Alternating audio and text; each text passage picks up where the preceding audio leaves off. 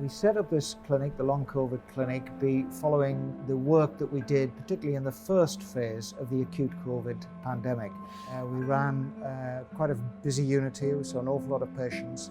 And what we realized from a very early stage that as patients were well enough to go home, they clearly weren't recovering as quickly as we would have hoped and expected. And so we realized there was something important to discover here, and we realized follow-up of these patients was going to be important. The problem was COVID was a brand new disease on planet Earth. We didn't know anything about it. We were just learning about acute COVID. And so precisely what we were going to find in follow-up, we just didn't know. No one knew at the time. So we set up a clinic that included a very broad assessment of patients, some 6 weeks, sometimes 3 months further down the line.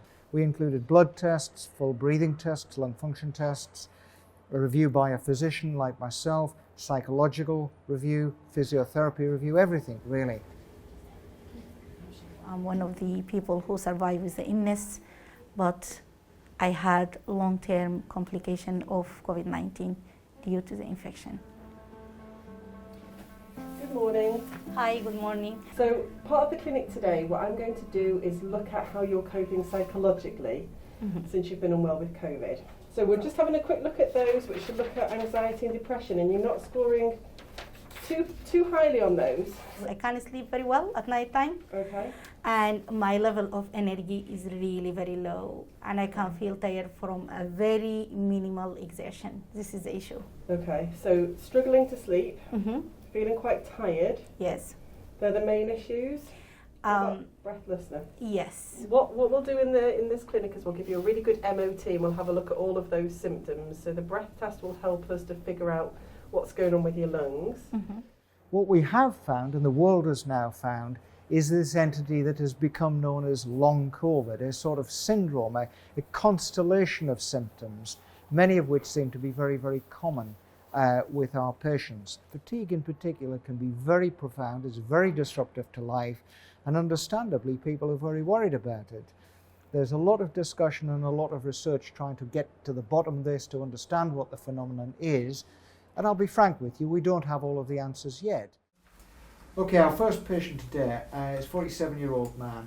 He's PCR positive on the 15th of December, and he was admitted to the hospital between the 15th and the 20th. His acute symptoms included breathlessness, fever. People would love to have a treatment, a pill if you like, take the pill and then long COVID's gone. That pill doesn't exist, it certainly hasn't been invented. So what we've tried to do in this clinic is to break that vicious circle at the points where we can.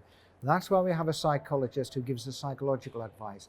That's why we have a physiotherapist who gives physical advice on graded improvements in exercise. They will also have a very long array of blood tests done.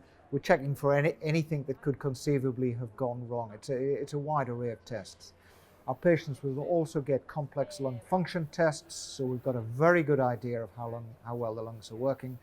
And in addition to that, the vast majority of people will also get a CT scan so that we can be pretty confident that there's no ongoing or permanent damage to the lungs from the COVID episode. Now it's relatively early days because this is a lung condition as the name suggests, but we are seeing progress based on these interventional strategies, focused on psychology, focused on graded exercise, focused on improving sleep quality, and focused on getting a patient to believe that they can get better.